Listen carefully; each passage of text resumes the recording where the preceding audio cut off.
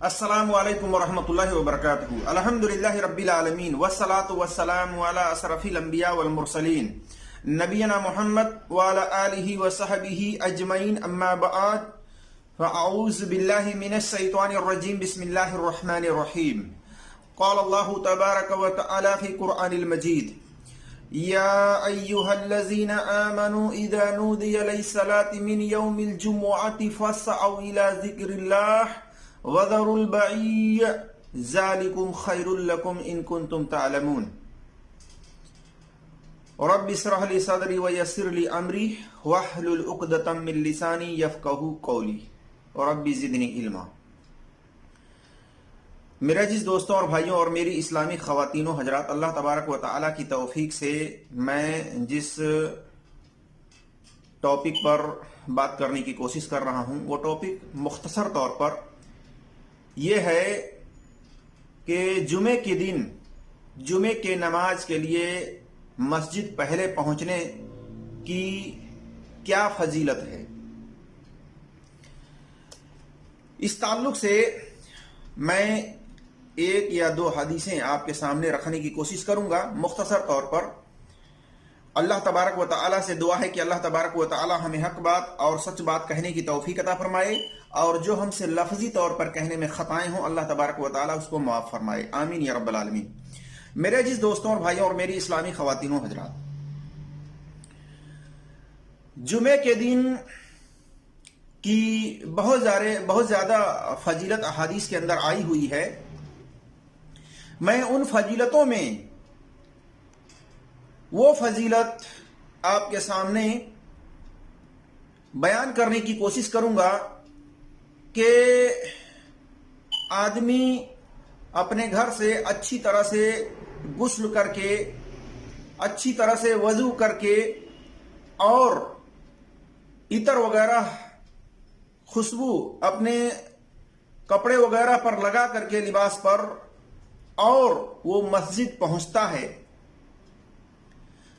तो उसके हर कदम पर अजर व सवाब लिखा हुआ है। इसी तरह से मस्जिद के अंदर पहुंच करके पहले और वो 2 रकात तहियतुल मस्जिद पढ़ करके कम से कम बैठ जाता है, या जब तक इमाम साहब मेंबर पर नहीं आते हैं तब तक वो 2-2 रकतें करके नवाफिल पढ़ता रहता है। जब इमाम साहब मेंबर पर आते हैं फिर वो बैठ जाता है उनके करीब और खामोशी के साथ बगैर कोई किस्म की हरकत किए हुए, कोई किस्म की बात करते हुए, अगर वो खामोशी के साथ पूरी तवज्जो के साथ इमाम साहब के खुतबे को सुनता है तो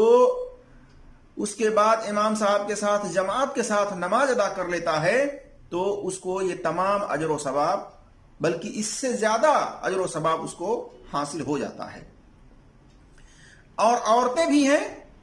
औरतों के लिए भी कहा गया है कि अगर वो मसाजिद के अंदर नमाज अदा करने के लिए जाना चाहें तो उन्हें मत रोको, तो वो भी मसाजिद के अंदर जा करके जुमे की नमाज अदा कर सकती हैं। सहाबियात जाया करती थी जुमे के दिन नमाज अदा करने के लिए, खुतबा सुनने के लिए, और उससे वो नसीहत हासिल करती थी। तो आज भी हमें चाहिए कि हम अपने मसाजिद वगैरह के अंदर औरतों का भी इंतजाम करें और उनको भी नमाज के लिए बिलखसूस जुमे के दिन उनको भी ले जाया करें ताकि वो भी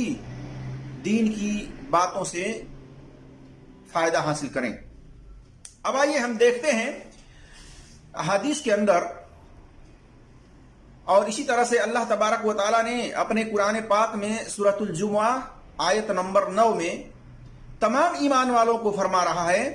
कि या अय्युहल्लज़ीना आमनू इज़ा नूदिया लिस्सलाति मिन यौमिल जुमुअति फस्अऊ इला ज़िक्रिल्लाह, कि ऐ ईमान वालों, जब जुमा के दिन नमाज के लिए अजान दी जाए तो फिर अल्लाह के जिक्र के तरफ दौड़ पड़ो, अल्लाह के जिक्र की तरफ जल्दी चल दो। तो अल्लाह तबारक व तआला अजान सुन करके मसाजिद के अंदर जुमे की नमाज अदा करने के लिए जाने का हुक्म दे रहा है। تو اس کے اندر آپ صلی اللہ علیہ وسلم کی حدیث دیکھتے ہیں کہ ہر قدم پر کس طرح سے اجر و ثواب، اس کو کون سے اجر و ثواب ملتا ہے۔ اس تعلق سے رسول اللہ صلی اللہ علیہ وسلم نے فرمایا، جس نے جمعہ کے دن غسل کیا اور غسل کرایا اور صبح کو جلدی پیدل مسجد گیا، سواری پر نہیں، بائک پر، کار پر، سائیکل پر، اس طرح سے لوگ جاتے ہیں، تو آپ صلی اللہ علیہ وسلم فرماتے ہیں کہ جو مسجد صبح جلدی پیدل جائے، سواری پر نہ جائے، امام صاحب کے نزدیک بیٹھ کر دل جمعی سے خطبہ سنے اور کوئی فالتو بات، بیہودہ بات نہ کرے، تو اسے ہر قدم پر 1 برس کے روزوں یعنی نوافل روزوں کا اور اس کی راتوں کے قیام کا یعنی تہجد قیام اللیل کرنے کا، رات میں نمازیں ادا کرنے کا ثواب ہوگا۔ دیکھیے سنن ترمذی میں حدیث نمبر 496 اور سنن ابی داؤد کے اندر حدیث نمبر 345 اور امام ابن حبان نے اور اسی طرح سے اپنے صحیح ابن حبان کے اندر حدیث نمبر 559 میں اور امام حاکم نے مستدرک الحاکم میں جلد نمبر 1 صفحہ نمبر 281 282 میں اور حافظ ذہبی نے اس روایت کو صحیح کہا ہے۔ اسی طرح سے سنن نسائی کے اندر یہ روایت ہے، حدیث نمبر 1382، سنن دارمی میں حدیث نمبر 1588 پر دیکھ سکتے ہیں۔ اور اس میں جو غسل کرانے کے بعد بات کہی گئی ہے، وہ اپنی بیوی کو غسل کرائے، شوہر ہے اپنی بیوی کو اچھی طرح سے غسل کرائے، تو اس طرح سے اس کو اجر و ثواب 1 سال کے نوافل روزوں کا اور 1 سال کے رات کے قیام کا اجر و ثواب اللہ تبارک و تعالیٰ اس کو عطا فرمائے گا۔ کتنی بڑی بات ہے۔ تو میرے عزیز دوستوں اور بھائیوں اور میری اسلامی خواتین و حضرات، اس اجر و ثواب کو لینے کے لیے جمعے کے دن اچھی طرح سے غسل کریں، شوہر ہے اچھی طرح غسل کرے اور بیوی کو بھی اچھی طرح سے غسل کرائے، اور میاں بیوی دونوں اچھی طرح سے غسل کر کے مساجد کے اندر جا کر کے نماز ادا کریں، تو ان کو 1 سال کے نوافل روزوں کا اور اسی طرح سے 1 سال کے قیام اللیل کا، تہجد کا اجر و ثواب انہیں حاصل ہو جائے گا انشاءاللہ تبارک و تعالی۔ اور یہ روایت شواہد کے بنا پر صحیح ہے۔ اسی طرح سے جمعہ کے دن مسجد میں جانے والوں کی فضیلت ایک اور ہے، جس میں 5 ساعت یعنی 5 وقت میں امام صاحب کے ممبر پر پہنچنے سے پہلے 5 وقت میں جو مسجد کے اندر پہلے پہنچتا ہے تو اس کو درجہ بدرجہ اجر و ثواب ملتا ہے، اونٹ کے قربانی کا، گائے کے قربانی کا، دمبا کے قربانی کا، اسی طرح سے مرغی کے قربانی کا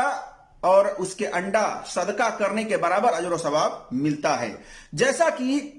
ابو ہریرہ رضی اللہ تعالیٰ عنہ بیان کرتے ہیں کہ رسول اللہ صلی اللہ علیہ وسلم نے فرمایا، فرشتے جمعہ کے دن مسجد کے دروازے پر ثواب لکھنے کے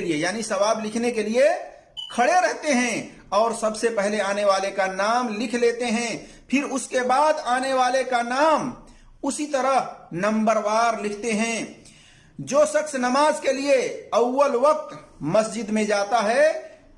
پہلے وقت میں مسجد جاتا ہے، اسے اتنا ثواب ملتا ہے جتنا یعنی حرم کی طرف، بیت اللہ کی طرف، کعبہ کی طرف قربانی کے لیے اونٹ بھیجنے والے کو ثواب ملتا ہے، پھر جو بعد میں آتا ہے اسے اتنا ثواب ملتا ہے، یعنی کعبہ کی طرف قربانی کے لیے گائے بھیجنے والے کو ثواب ملتا ہے، اس کے بعد آنے والے کو دمبا یعنی بھیڑ بھیجنے والے کے برابر ثواب ملتا ہے، اس کے بعد آنے والے کو مرغی اور اس کے بعد آنے والے کو انڈا صدقہ کرنے والے کی مانند اس کے برابر اجر و ثواب ملتا ہے۔ پھر جب امام خطبہ دینے کے لیے آتا ہے تو فرشتے دفتر اپنے رجسٹر کو لکھے ہوئے اوراق लपेट लेते हैं, उसको बंद कर देते हैं और खुतबा सुनने लगते हैं, यानी इमाम के करीब वो बैठ करके खुतबा सुनते हैं। जैसा कि सही बुखारी में हदीस नंबर 929 है, इसी तरह से सही मुस्लिम में हदीस नंबर 850 और 1964, 1984 और 1986 वगैरह पर देख सकते हैं। तो इस हदीस से पता चला कि, और इसके अंदर अव्वल वक्त का जो लफ्ज है वो मुअत्ता इमाम मालिक के अंदर ये अल्फाज हैं अव्वल साब, यानी अव्वल वक्त में, जो मसाजिद के अंदर पहले पहुंचता है।